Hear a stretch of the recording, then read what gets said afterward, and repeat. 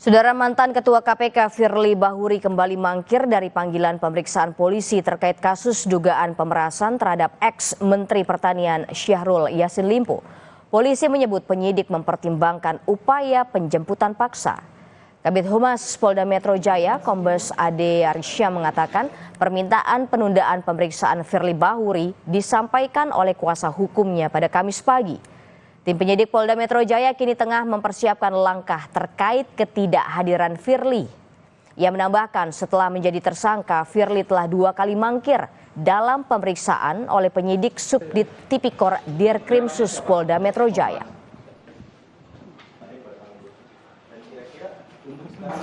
Tersangka FD tidak hadir memenuhi panggilan penyidik pada hari ini. Selanjutnya saat ini penyidik terus melakukan konsolidasi untuk menentukan langkah-langkah lanjut terkait penyidikan kasus ini. Itu update-nya rekan-rekan. Alasannya apa, Pak?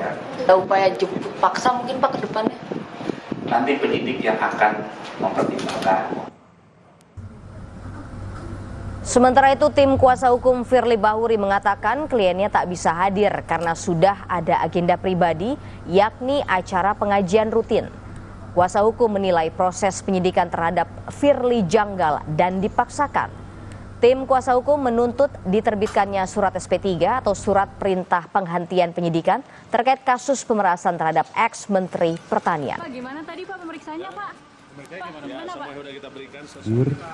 Ya, pada saat yang bersamaan pada setiap hari Kamis di rumah beliau itu ada pengajian rutin bersama anak yatim, dan tidak fair juga yang dialami oleh beliau selama proses penyidikan ini berjalan, sehingga pada hari ini kami sudah membuat surat kepada Kapolri, kepada Kompolnas, kepada Kapolda langsung untuk menghentikan perkara Pak Firly.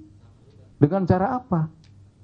Pihak penyidik Polda Metro wajib untuk mengeluarkan SP3